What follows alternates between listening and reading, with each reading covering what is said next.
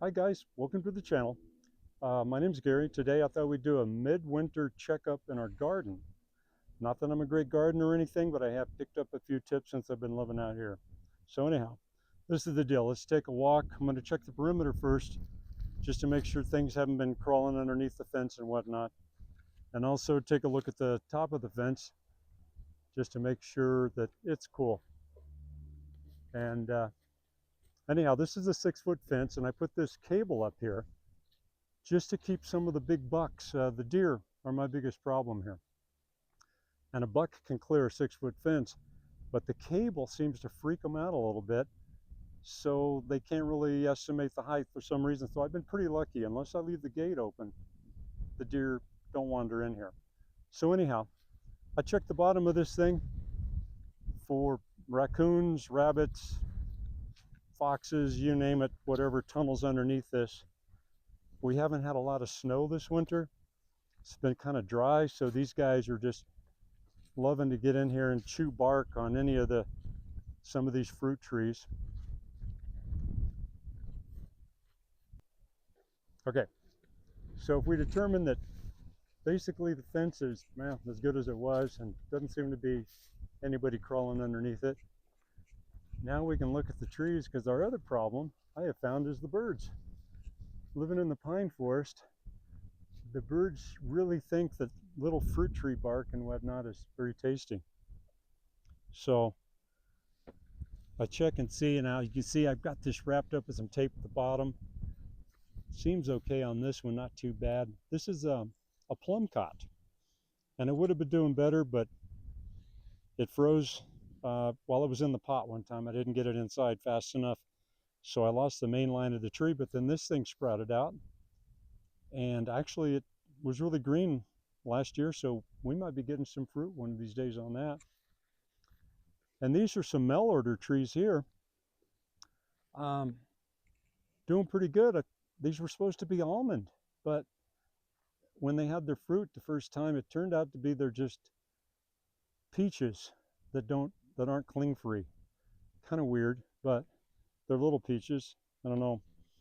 So since it's been so dry, some of these I mulch up and try to check, see if there's any moisture in there, which in this case a little bit, not horrible. Because yeah, eventually I do drag the hose up here and I'll do a midwinter watering on some of this stuff. And see, the mulch is kind of blown off of this one. Still seems okay. But this pear tree, the small and mighty pear tree, if you live in an area with sandy loam soil, these pear trees are the way to go. This thing puts out a ton of fruit, and they're pretty healthy. The insects don't seem to be a problem, but the birds love this bark. See, the birds are in here chewing this bark up for some reason, and they just love it. So I'll probably have to come in and try to rewrap some of this one again. But the trunk looks good. At least a rabbit hadn't been in here gnawing on that, which is kind of annoying. And still a little moisture in there. Nothing to write mom about, but there's still some growth on it. It's probably okay, but the jury's still out on how it'll turn. Peach trees. These things are cool, but they are tough to grow in a pine forest. And we're right at 6,000 feet, so the winters, usually these things will blossom right before Mother's Day, and we'll get a freeze or something, and so it stunts them and kills a lot of the blossoms. But when it doesn't, they'll have peaches. Every one of these trees will have a peach, or 40 or 50 of them on there.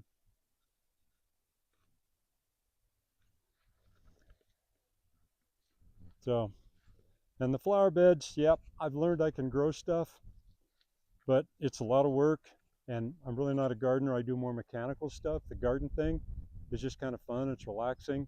If I didn't have the other stuff to do, I'd be in the garden all the time and all kinds of stuff growing. But the trees are kind of nice because they take care of themselves. All I got to do is set up some watering every now and then.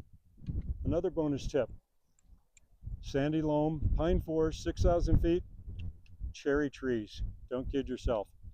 These things are worth their weight in gold out here. Even the little ones produce cherries. This happens to be sweet cherries. That's a little brother of this one. That one just kind of spiked off on its own and I trimmed it up. But this thing's an animal. Big old sweet cherries. Seems to be tough. It doesn't, look at this. It doesn't mind the cold. Insects and birds really don't chew it up too bad. Occasionally it'll get ants, but I just spray for that, usually once or twice in the summer. A lot of cherries. So cherry tree, keep that in mind. If you don't have a green thumb and you just want something to grow in your yard, I would pick that again. Another peach tree. Now, interesting fact, some of these peach trees I got from a friend who planted peach seeds from Palisade in Palisade, Colorado on the western slope years ago in his yard. And these were just little saplings that popped up around the yard. And he brought a bunch of them out years ago in little 5-gallon buckets. So we planted a bunch of these and they went pretty good out here and produced peaches. This one here, big juicy ones for the most part, unless we get that Mother's Day or after Mother's Day freeze. So, and it looks pretty good. Oh, I do need to wrap. Yeah, see, wrapping's been kind of weathered up on that one. And on tree wrap, nothing special. This is Clark's, but any of it will work probably. And just makes me feel better. I'm not sure how good it really works. And I think it looks nice. And probably keeps the tree feeling better about itself to have nice wrap around here.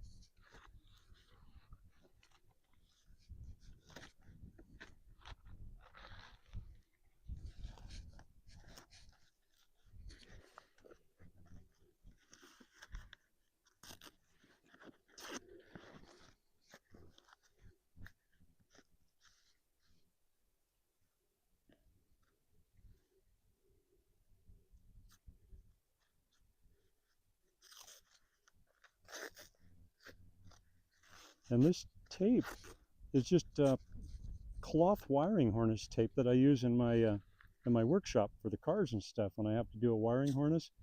It's a cloth fabric with just a little bit of sticky on it, and it's really flexible. So, I mean, I'm using now more than just straight up plastic electrical tape with that. I love that stuff.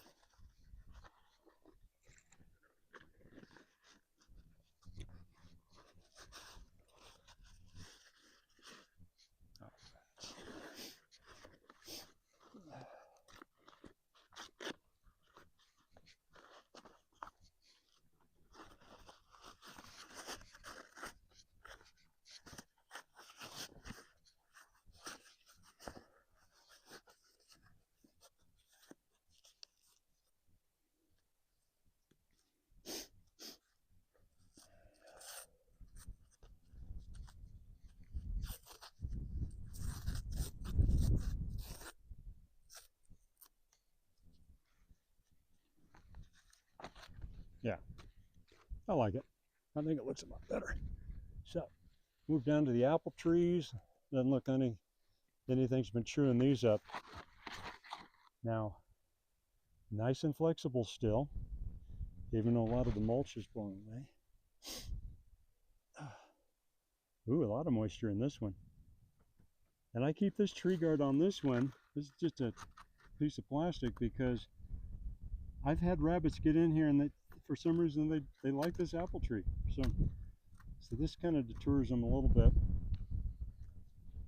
But other than that, weird. No birds on this one compared to the pear tree. Another apple tree, just a different species of apple than that one. This one a little more hardy. But once again, no issues down here. And fairly good moisture, no mulch, but nothing gets on the bark. So far, oh wait, forgot about my one little peach tree over here.